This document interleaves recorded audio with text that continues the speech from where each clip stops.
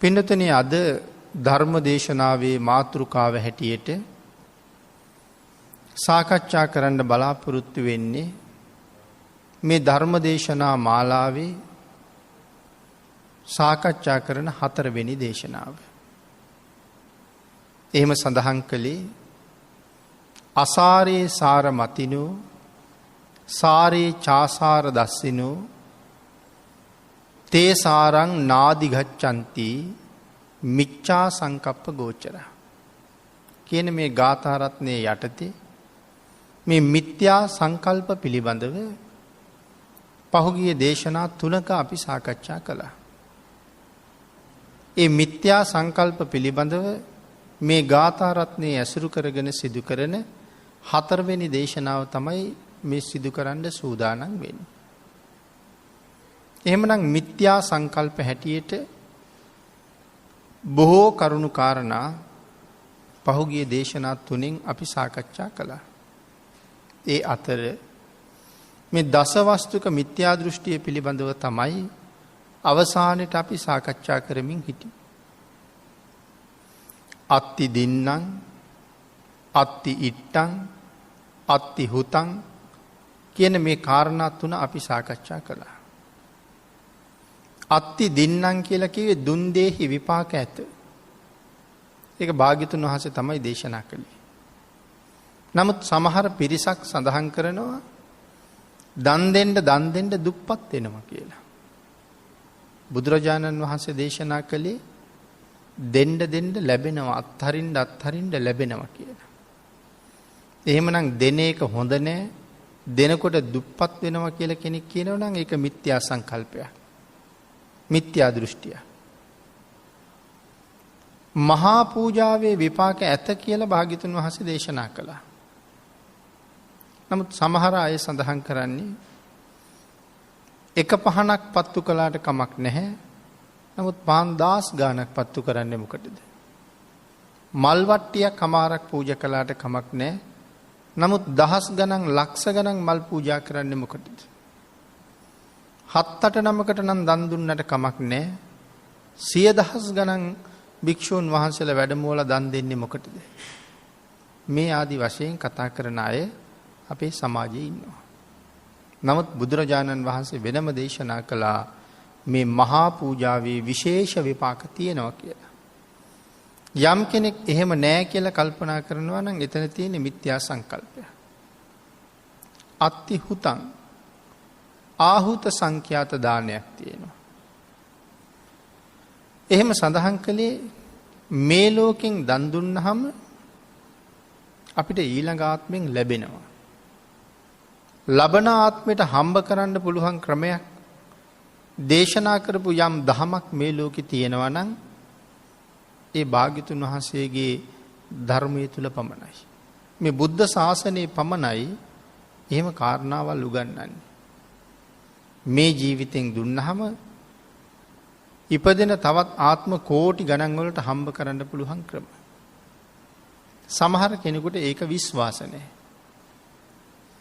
දන් දුන්නාම අපි දුප්පත් වෙනවා මිසක් ලැබෙන දෙයක් නැහැ කියලා කල්පනා කරන්නේ. නමුත් භාග්‍යතුන් වහන්සේ දේශනා කළේ දෙන්න මෙලවටත් ලැබෙනවා පරලොවටත් ලැබෙනවා. කෙනෙක් එහෙම නැහැ කියනවා නම් ඒක මේ සඳහන් කරන මිත්‍යා සංකල්පයක්. ඔය කියන තැනට එනකන් මේ කරුණු ටික අපි පහුගිය දේශනාවේ සාකච්ඡා කළා විස්තර සහිතව. එහෙමනම් අද සාකච්ඡා කරන්න බලාපොරොත්තු වෙන්නේ අත්ති සුකට දුක්කටානං කම්මානං පලං විපාකෝ. ඒ කියන්නේ යම් කෙනෙක් මේ ලෝකේ යම් දෙයක් විඳිනවා නම් දුකක් වේවා සැපක් වේවා ඒ හැම දෙයකටම අපි පෙර ජීවිතයක කරපු කුසල කර්ම නැත්තම් අකුසල කර්ම බලපාලා තියෙන බව ධර්මයෙන් පැහැදිලි කරනවා. මේ ලෝකේ අපිට කරන්න යහපත් කර්ම කියලා જાතියක් තියෙනවා. අපි ඒවට කියන කුසල කර්ම කියලා. බොහෝ දිනාට යහපත වෙනුවෙන් අපි බොහෝ දේවල් කරනවා. සමහර කෙනෙක් දන් දෙනවා. ඒ දන් දෙනකොට තිරිසං සත්තුන්ගේ ඉඳලා දුගී මගී යාචකයන්ගේ ඉඳලා බුදු පසේ බුදු මහරහතන් වහන්සේලා උදෙසා දන් දෙන තැනට එනකන් මේ දාණය දියුණු කරගෙන එන්න පුළුවන්. ඊට අමතරව වෙහෙර විහාර හදලා පූජා කරන්න පුළුවන්. දාගැබක් හදන එක අපේ ශාසනය උගන්වපු මහා පිංකමක්. සංඝා වාසයක් හදලා පූජා කරන එක සියල්ල දුන්නා හා සමාන වෙන මහා පූජාවක්. ඒ වගේම පින්වත්නි ලිම් පොකුණු සකස් කරන එක බොහෝ දිනාට යහපත පිණිස පැන් ගන්න, නා ගන්න මේ ලිම් පොකුණු සකස් කරන එකත් අප්‍රමාණ ආනිසංස සහිතයි. අම්බලම් කරවීම, මගියන්ට ගිමන් හැරගන්න පහසුකම් සහිත අම්බලම් සකස් කරනවා. අපි ඒක සකස් කරන පිළිවෙලට අනුව අපිට මහා කුසල් මෙලවට පරලොවට හම්බ වෙනවා. ඒ වගේම පුෂ්ප උද්‍යාන, පළතුරු උයන් අන්‍යයන්ගේ ප්‍රයෝජනය තකා යම් කෙනෙක් සකස් කිරීමේ මහා ලොකු කුසල කර්ම තියෙනවා. ගිලනුන්ට, දුබලයන්ට, මහල්ලන්ට උපස්ථාන කිරීමේ මහත් ආනිසංස තියෙනවා. පන්සිල් ආරක්ෂා කිරීම, අටසිල් ආරක්ෂා කිරීම, නවාංග උපෝසථය, දසසිල්, සාමණේර සිල්, උපසම්පදා සිල් මේ මහා සිල් ආරක්ෂා කිරීම තුළින්, සිල් ගුණ සම්පූර්ණ කිරීම තුළින් අපිට ලැබෙන විශේෂ විපාක තියෙනවා කියලා බුදුරජාණන් වහන්සේ දේශනා කළා. සිල් උල්ලංඝනය කිරීමෙන් ලැබෙන මහත් වූ දුක්ඛිත විපාකයන්ටද ගොදුරු වෙන්න සිද්ධ වෙන බව පැහැදිලි කළා. එමනම් අත්ති සුකට දුක්ඛටානං කම්මානං පලං විපාකෝ. අපි මේ විඳින සැප දුක් හැම දෙයකටම අපි කරන ලද කුසල කර්මවල හෝ අකුසල කර්මවල බලපෑමක් තියෙනවා. යම් කෙනෙක් සඳහන් කරනවා නම් ඒක එහෙම නෑ කියලා. මේ ලෝකේ කරන අකුසල කර්ම විපාක දෙන්නෙත් නැහැ. මේ ජීවිතෙන් සිද්ධ කරන කුසල කර්මවල විපාකයකුත් නැහැ. මොන දේවල් හරි කරලා තමන් බොහොම සැපෙන් ජීවත් වෙන්න තමයි ඕනේ කියලා කතා කරන අය ඉන්නවා. නමුත් ඒවා භාග්‍යතුන් වහන්සේ පෙන්නනවා පින්නතුනි මිත්‍යා සංකල්ප කියලා. එහෙම එකක් නැහැ. සංසාරේ කරගත්ත අකුසල කර්ම හරියට විපාක දෙනවා. සසර කරගත්ත කුසල කර්මත් අප්‍රමාණව ඒ ජීවිත පිනවමින් විපාක දෙනවා. ඒ සඳහා කරුණු කාරණත් අපේ ධර්මයේ අඩු නැතුව පැහැදිලි කරලා තියෙනවා. අපි එක කාරණාවක් ඉස්මතු කරගත්තොත් මේ වෙලාවට පින්නතුනි අපේ ශාසනයේ හිටියා සුක කියලා සාමණේරයන් වහන්සේ නමක්. සුක සාමණේරයන් වහන්සේ සරියුත් මහරහතන් වහන්සේගේ ශිෂ්‍ය රත්නය. පැවිදි වෙලා අවුරුදු 7යි වයස. සරියුත් මහරහතන් වහන්සේත් එක්ක පිණ්ඩපාතේ වඩිනවා. ඒ පිණ්ඩපාතේ වඩිනකොට කුඹුරට වතුර අරගෙන යන වේල් යකඩ වැඩ කරන වැඩපලක්, කම්මලක්, ලී වැඩ කරන වඩුමඩුවක් මේ ආදී දේවල් දැකලා හිත් පිට නැති ජලය ගොවියෝ කීකරු කරගෙන කුඹුරට අරන් යනවා. තේජවන්ත යකඩ වැඩ කරන අය Tamanට ඕනේ හැටියට කීකරු කරලා නමලා හැඩ කරලා වැඩ කරනවා. උපකරණ හදලා විකුණලා මිල මුදල් උපයනවා. දවදඬු ආදී Tamanට ඕනේ හැටියට කීකරු කරගෙන ඇඳම් පුටු හදනවා. ලස්සන ඇඳක් පුටුවක් නිර්මාණය කරලා ඒ අය සතුටු වෙනවා. ලස්සන ඇඳක්, ලස්සන පුටුවක්, හොඳ දොරක් මේ ආදි වශයෙන් මේ ලී Tamanට කීකරු කරගෙන නොඑක් වැඩ කරලා තියෙනවා.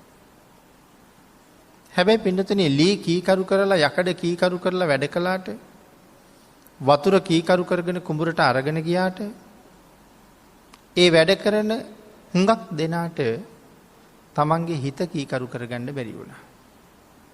හිත පිට නැති දේවල් කීකරු කරනවා. නමුත් තමන්ට තමන්ගේ හිත කීකරු කරගන්න බැරි වුණා.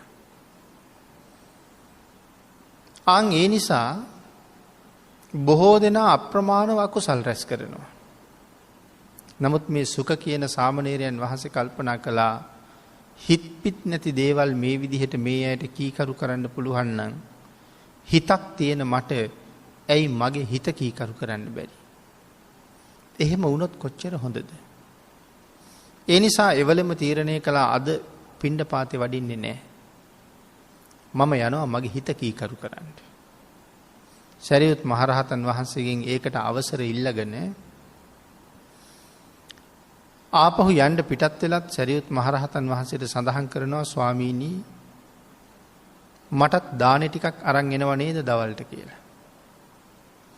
මහරහතන් වහන්සේ සඳහන් කළා අරන් එන්නම් කියලා.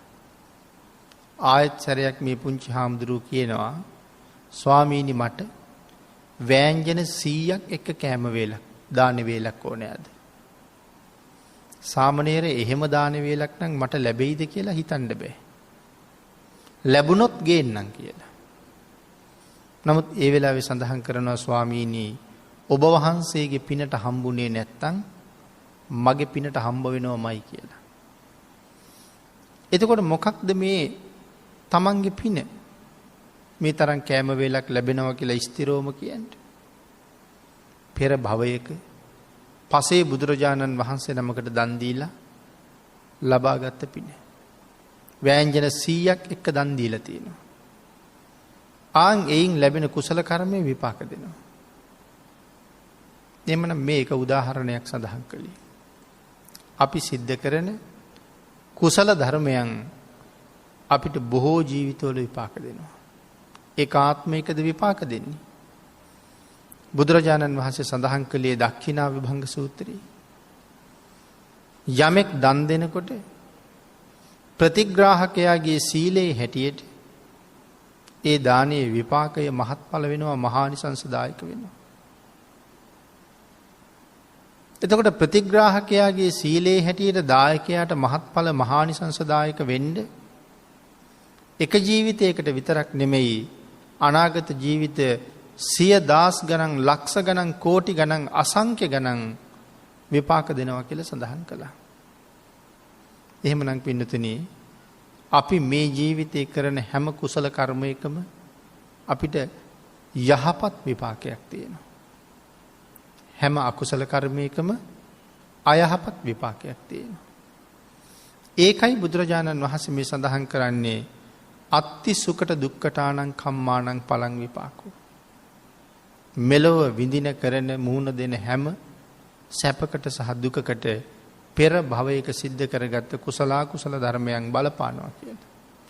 එහෙම එකක් නෑ කියලා යමෙක් කියනවනම් ඒක මිත්‍යා සංකල්පයක්.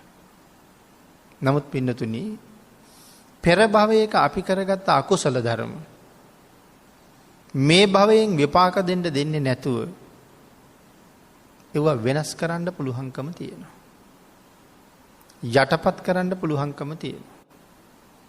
අහෝසි කරන්න පුළුවන්කමක් නැහැ. යටපත් කරන්න පුළුවන්. ඒ කොහොමද? ඒ අකුසල කර්ම යටපත් කරන්න බැරි නම් අපි මේ සිද්ධ කරන මහ පිංකම් වලින් වැඩක් තියනවද? ආන්ගේ පිංකම් වලින් යටපත් කරන්න. නිරයට ගෙනියන්න තියෙන අකුසලයක්. නමුත් මේ ජීවිතයේ බොහෝ පිං කරලා අපායට නොයා සුගතියට යන්න පාර හදා ගන්න පුළුවන්. සුගතියට ගිහිල්ලා ප්‍රඥාවන්ත වුණොත් දිව්‍ය ලෝකවල වාගේ ඉපදිලා කාමයෙන් අන්ධ වුණේ නැත්තම් දිව්‍යමය කාමයෙන් අන්ධ නොවි කුසල් කරන්නත් කටයුතු කර ගන්නව නම් ආයෙත් භවයක මතුවෙන්න තියෙන අර අකුසල් ඒවා තව ටිකක් යට කරන්න පුළුවන්. දිව්‍ය ලෝකෙන් චුත වෙලා ඒ කුසල ශක්තියින් නිසා දෙව්ලොව ඉඳගෙන කරගත්ත මහ කුසල ශක්තියින් නිසා ආපහු මනුස්ස ලෝකේ වාගේ තැන්වල ආයෙත් උපදිනවා.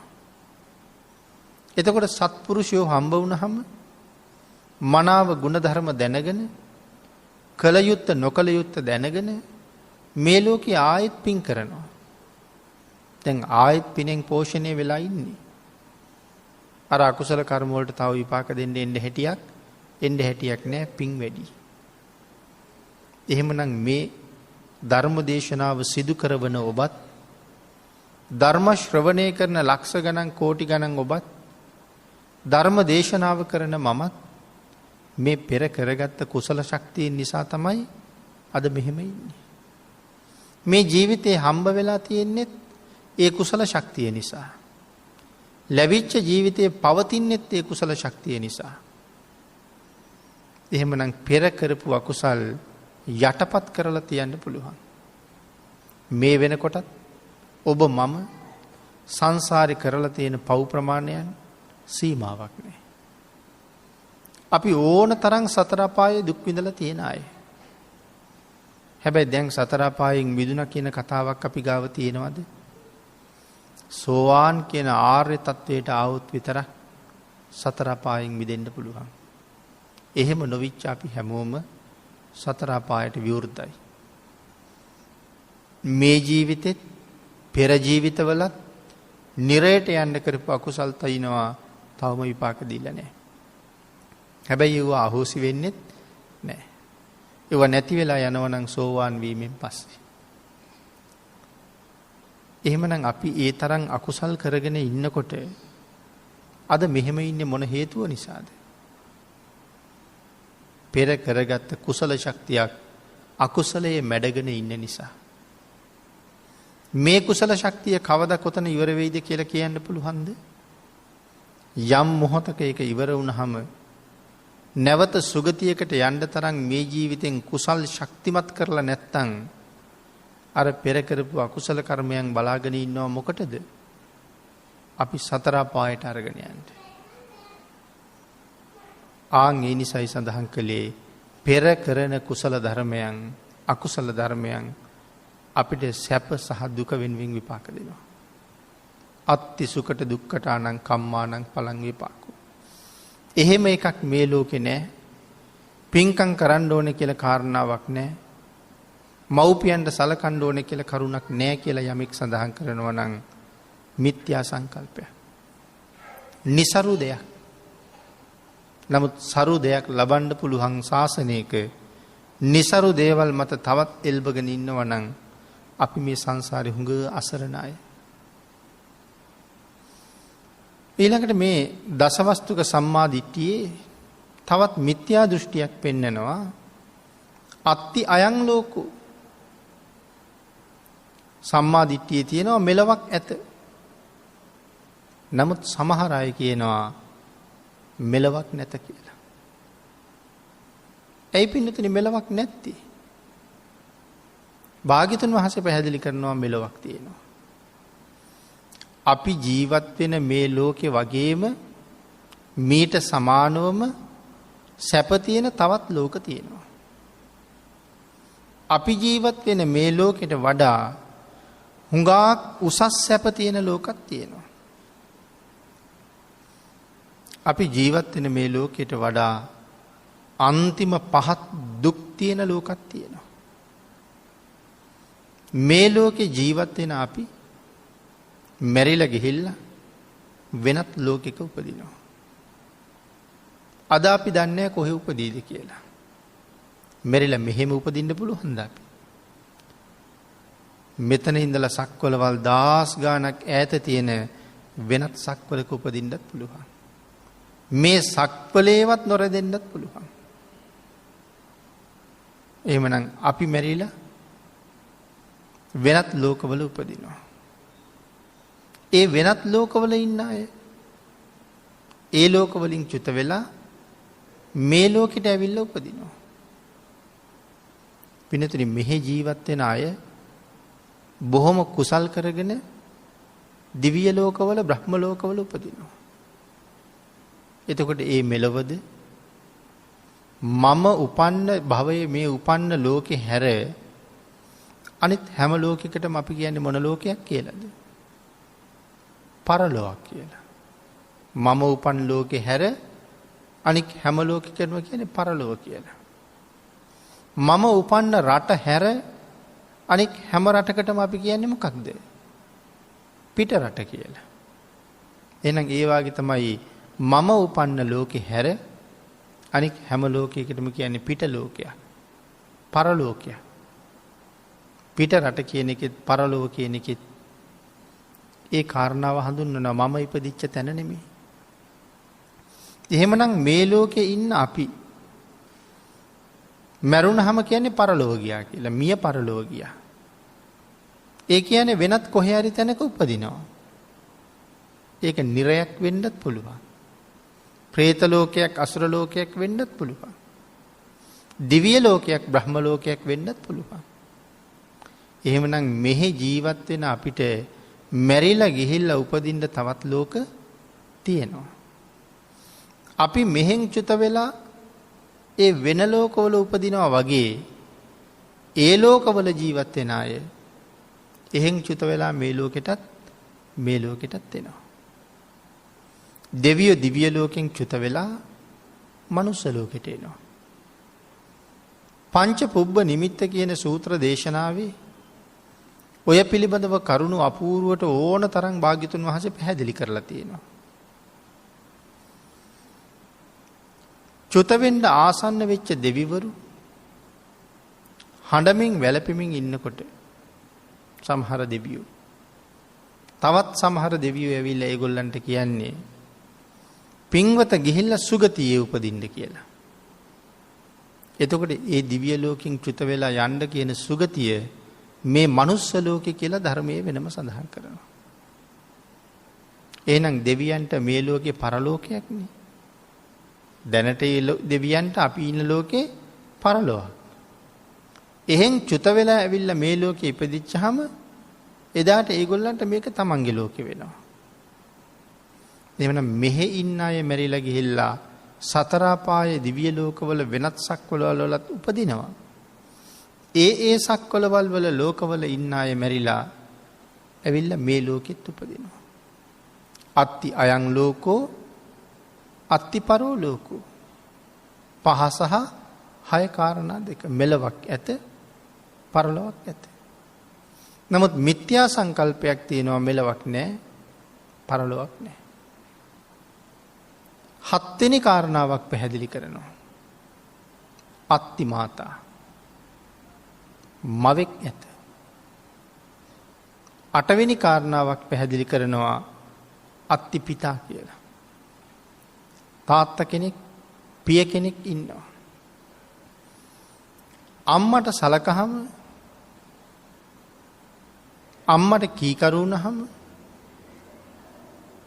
අපිට සංසාරේ වෙනම කුසල් ලැබෙනවා.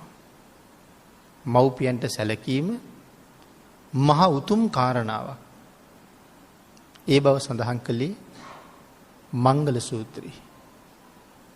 මේ ගාථා රත්නයේ සාකච්ඡා කරනකොට අපි මේ දිට්ඨ මංගලික, සුත මංගලික, මුත මංගලික කියලා මංගලිකයෝ තුන්දෙනෙක් පිළිබඳව කරුණු කතා කරලා තියෙනවා.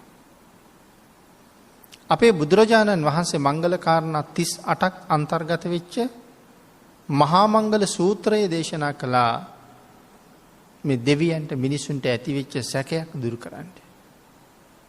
ආන්ගේ මංගල සූත්‍රයේ උතුම් මංගල කාරණාවක් හැටියට සඳහන් කරනවා මව්පියන්ට සැලකීම. තමන්ට ජීවිතයේ දානය කරලා දුන්න මවට සැලකීම මහා උතුම් ආනිසංස තියෙන පින්කමක්.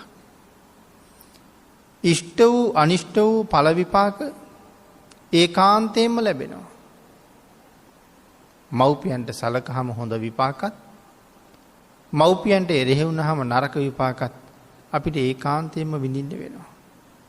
නමුත් යම් කෙනෙක් මව්වරුන්ට කරන දේවල් වලින් යහපතක් හෝ අයහපතක් අපිට නෑ කියලා කතා කරනවා නම් ඒක මොන සංකල්පයක්ද එතකොට? ඒක මිත්‍යා සංකල්පයක්. අම්මා තාත්තා කියන දෙන්නම මෙතන එකතු කරලා ගත්තාම මවට පියාට සැලකීම අප්‍රමාණ ආනිසංස සහිතයි. අපිට මව්පියන්ට කවදාවත් සලකලා ඉවර කරන්න පුළුවන්කමක් නැහැ. කොයි තරම් සැලකුවත් භාග්‍යතුන් වහන්සේ දේශනා කරපු උදාහරණ නම් ගොඩක් තියෙනවා මේකට. එක තැනක සඳහන් කළා අම්මයි තාත්තයි දෙවුර මත තියාගෙන සියලුම අප උපස්ථාන අවුරුදු 100ක් කරනවා. ඒ දෙන්න මල මූත්‍රා පවා පහ කරන්නේ ඒ දරුවගේ උරය මත. ඒ සියල්ලම සෝදගෙන පිරිසිදු කරගෙන ඒ අයත් පිරිසිදු කරගෙන රෑ දවල් දෙකම අවුරුදු 100ක් කර උඩ තියාගෙනම උපස්ථාන කරනවා. එහෙම උපස්ථාන කරලා වසර 100කින් පස්සේ මව්පියෝ බිමින් තියහම භාග්‍යතුන් වහන්සේගේ දේශනාවේ හැටියට ඒ දරුවෝ මව්පියන්ට හරියට සලකලා නැහැ කියලායි කියන්නේ. ඒ කියන්නේ සලකලා ඉවර කරනවා කියන එක එසේ මෙසේ වැඩක් නෙවෙයි කියන එකයි පැහැදිලි වෙන්නේ. හැබැයි පින්තුනි මව්පිය ණයෙන් නිදහස් වෙන්න පුළුවන් ක්‍රමයකුත් භාග්‍යතුන් වහන්සේ දේශනා කළා. ඒ කොහොමද? දන් දෙන්නේ නැති මව්පියෝ දානයට පුරුදු කරන්න. දෙන්න පුළුවන් හිතක් හදන්න. ඒගොල්ලන්ගේ පරලොව සුවපත් කරන්න. නිවන් දක්නා ජාති දක්වා උපදින භවයක් පාසා සාපිපාසාදී දුගතියකට පත් නොවෙන්න පින් කරවලා ප්‍රාර්ථනා කරවන්න. යම් දරුවෙකුට ඔය කාරණාව හරියටම කරන්න පුළුවන් වුණොත් ආන් ඒ දරුවා මව්පිය ණයෙන් නිදහස්. තිසරණ නැති මව්පියෝ තිසරණයට ගේන්න පුළුවන් වුණොත් සිල් රකින්නේ නැති අය ලව්ව සිල් රැකවන්න පුළුවන් වුණොත් ආන් ඒ දරුවෝ මව්පිය ණයෙන් නිදහස් වෙච්ච අය. ඊළඟට අම්මයි තාත්තයි කියන දෙන්න කොයිතරම් ගරු ගම්භීරද මොනතරම් පූජනීයද මව්පියන්ගේ දරුවන්ට මව්පියෝ කොයිතරම් පූජනීයද මොනතරම් බල සම්පන්නද කොයිතරම් මහානුභාව සම්පන්නද. මේ ලෝකේ තියෙනවා මහා පාප කර්ම පහක්. අපි අය දන්නවා. පළවෙනි එක සංඝ ભેදය. දෙවෙනි එක තථාගත ශරීරයේ ලේසෙලවීම. තුන්වෙනි එක රහතුන් වහන්සේලා නැසීම. හතරවෙනි එක මව නැසීම. පස්වෙනි එක පියා නැසීම. රහතන් වහන්සේ නමක් බවට පත්වෙන්න පියවරෙන් පියවර ගමන් කළා. සෝවාන් වුණා, සකදාගාමි වුණා, අනාගාමි වුණා, අරිහත්ත්වය ලැබුවා. සෝවාන් ආර්ය ශ්‍රාවකයන් වහන්සේ කියන්නේ අනන්ත සංසාරේ නිරේට යන්න රැස් වෙච්ච යම් අකුසල් ප්‍රමාණයක් රැස් වෙලා තියෙනවනම් ඒ හැම අකුසලයකටම ආය විපාක දෙන්න බැරි වෙන්න ඒ අකුසල් අහෝසි කරපු කෙනෙක්. මොකද සෝවාන් වහන්සේ නිරේට යන්නේ නැහනේ. ඒ තරම් මහ පුණ්‍යවන්තයි. අනාගාමීන් වහන්සේ කියලා කියන්නේ මෙලවින් සමුගත්ත ගමන් බඹලව උපදින්න පින් තියෙන කෙනෙක්. සංසාරයෙන් එතර වෙන්න තව එක පඩියකටයි අඩිය තියන්න තියෙන්නේ. එක පියවරයි අරහත්ත්වය. දැන් මේ අනාගාමීන් වහන්සේ මරුණ ගමන් බඹලව උපදින්න ඉන්න කෙනෙක්. යම් කෙනෙක් අනාගාමීන් වහන්සේ නමක් ඝාතනය කළොත් ආනන්තරීය පාප කර්මයක් වෙනවා කියලා අපේ ධර්මයේ සඳහන් කරලා නෑ නේද? රහතන් වහන්සේ නසන එක ආනන්තරීය කර්මයක්. අනාගාමීන් වහන්සේලා නසන එක ආනන්තරීයයි කියලා සඳහන් කරලා නෑ. මහ සිල්වත් කෙනෙක් ඝාතනය කරන එක බරපතල අකුසලයක්. ආනන්තරීය කියලා කියන්නේ අතරක් නැතුවම නිරේට යනවා. ඒකේ කිසිම සැකයක් නෑ. මරණයෙන් පස්සේ කාන්තෙන් නිරේ උපදිනවා. ඒකයි ආනන්තරීය. නමුත් අනාගාමීන් වහන්සේ ඝාතනය කරාම එහෙම වෙනවා කියලා සඳහන් කරලා නෑ. මහා කුසල ශක්තියින්ගෙන් මේ පව වහලා නිරයෙන් ගැලවි දක්ෂයාට මග ඇරලා යන්නත් පුළුවන් වෙනවා. හැබැයි මහා කුසල් කරන්න ඕනේ. ඒ වුණාට පින්නතුනි අපි කතා කරලා බලහම අපේ අම්මවත් තාත්තවත් අනාගාමී තබා සෝවාන් කියන තැනටවත් ඇවිල්ලා නැහැ.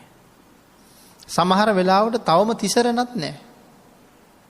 පන්සිලුත් නැහැ. තිසරණත් නැති පන්සිලුත් නැති අම්මා ඝාතනය කළත් ඒ කාන්තයෙන් නිරයට යනවමයි. නමුත් අනාගාමීන් වහන්සේ ඝාතනය කළොත් ඒ කාන්තයෙන්ම යනවා කියලා සඳහන් කරලා නැහැ. මහා සීලවන්තයෙක් නිසා මුලින් සඳහන් කළා වගේ අපිට බලපාන හැටි හරි බලවත්. නමුත් ආනන්තරිය තැනට ඇවිල්ලා නැහැ. එතකොට මේ කාරණාව සඳහන් කරන්නේ දසවස්තුක සම්මාදිට්ඨිය. දසවස්තුක මිත්‍යා දෘෂ්ටිය සඳහන් කරන්නේ මව්පියන් වෙනුවෙන් කරන දේවල් වල සැප විපාක නැහැ කියලා. යහපත කෙරුවොත් සැප විපාකත් නැහැ. අයහපතක් කළොත් දුක් විපාකත් නැහැ. මිත්‍යා සංකල්පයක එහෙම කියනවා. නමුත් මෙතනින් අපිට පේනවා මව්පියන්ට මොනතරම් වටිනා තැනක් මේ ශාසනයෙන් දානය වෙලා තියෙනවද කියන එක. ආන් ඒක හින්දා නත්ති මාතා කියලා කියන්න බෑ කෙනෙකුට. යමෙක් එහෙම කියනවා නම් ඒක මිත්‍යා සංකල්පයක්. නත්ති පිතා කියලා කියන්න බෑ කාටවත්. ඒක මිත්‍යා සංකල්පයක්. අත්ති මාතා අත්ති පිතා මවෙක් ඇත පියෙක් ඇත. ඒක සම්මා සංකල්පයක්. ඊළඟට පින්නතුනි මව්පියන් උදෙසා යම් කෙනෙක් සිදු කරනවා නම් යම් වරදක් වචන මාත්‍රේ පවා විපාක දෙනවා කියලා සඳහන් කරනවා. වචනයක් කීවොත් වැරදියට ඒකත් විපාක දෙනවා. රවල බැලුවොත් ඒකත් විපාක දෙනවා.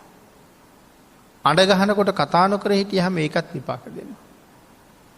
එකට එක කියහම ඒකත් විපාක දෙනවා.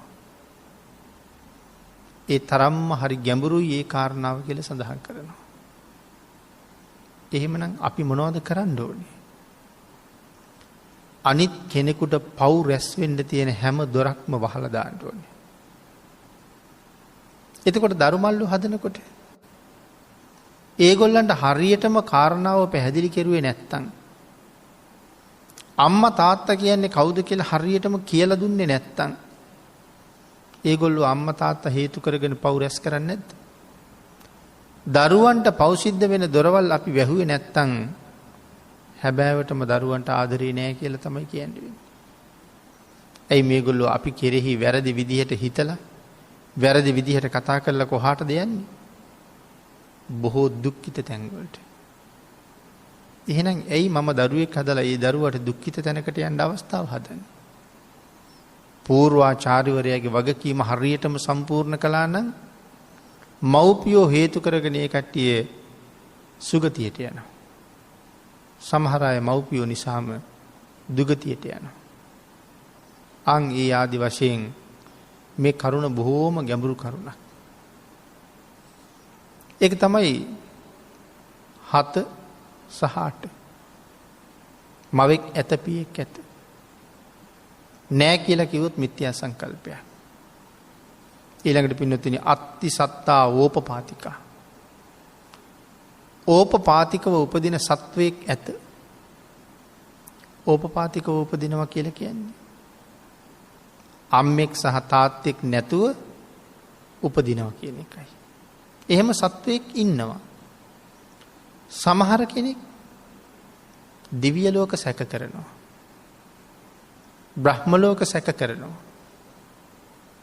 නිරය ලෝක සැක කරනවා. අපායක් කියලා එකක් තියනවද? කොහෙද තියෙන්නේ? කවුද හැදුවේ? කවුද දැක්කේ? ඔය කීවට කවුද දන්නේ තියනවද කියලා සැක කරනවා. තිරිසන් ලෝකේ පේනවා වුණාට പ്രേත ලෝකේ පේන්නේ නැහැ පහසුවෙන්. ඒ නිසා പ്രേත ලෝක පිළිබඳවත් සැක කරනවා. දිවි බඹුන් සැක කළා වගේ නිරය പ്രേත ලෝක ආදියත් සැක කරනවා. නමුත් ඒ පුද්ගලයෝ ළඟ සැකයක් තිබුණට හැබැයිට මේ දේවල් නැද්ද?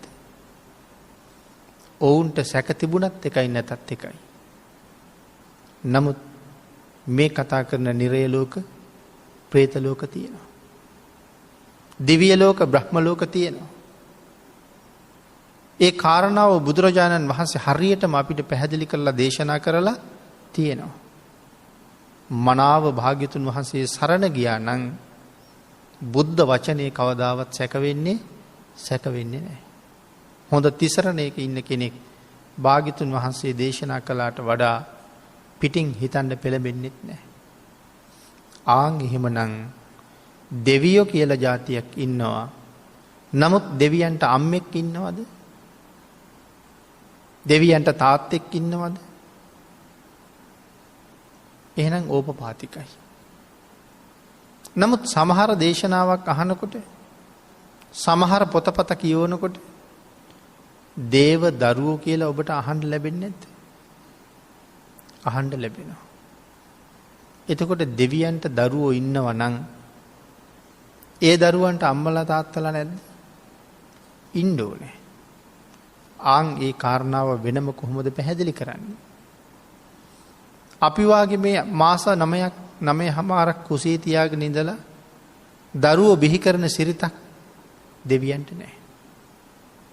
එහෙනම් කොහොමද දෙවියන්ට දරුවෝ ඉන්නේ? සඳහන් කරනවා හදිසියේම යම් දෙවියෙකුගේ උකුලේ තව දෙවියෙක් පහළ වෙනවා. උකුලේ පහළ වෙන්නේ. උකුලේ පහළ වුණොත් එයා කවුරු වෙනවද? දරුවෙක් වෙනවා. හදිසියේම මහ දෙවියෙකුගේ යහනේ දිව්‍යාංගනාවක් පහළ වෙනවා. ඇය ඒ මහ දෙවියගේ බිසවක් වෙනවා. දිව්‍යාංගනාවක් වෙනවා. බිරිඳක් වෙනවා. උකුලේ පහළ වුණොත් දරුවෙක් වෙනවා.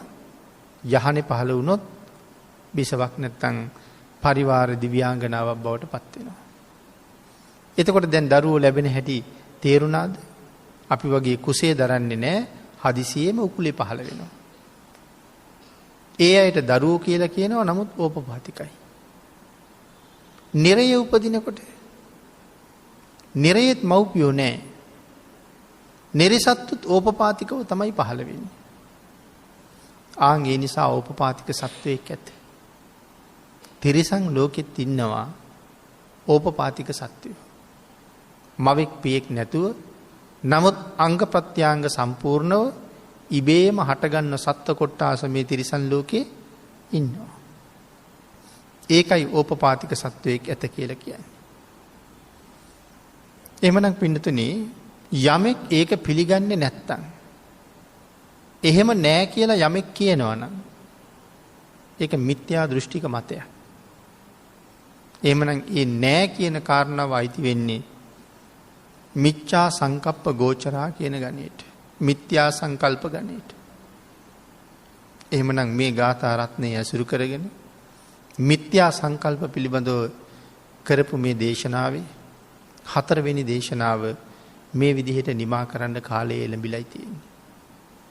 මේ දේශනාව ආශ්‍රයෙන් ගාථා රත්නය ඇසුරින් තවත් දේශනාවකට කරුණු ඉතුරු කරමින් අපි 4 වෙනි ධර්ම දේශනාව මේ විදිහට නිමා කරමු.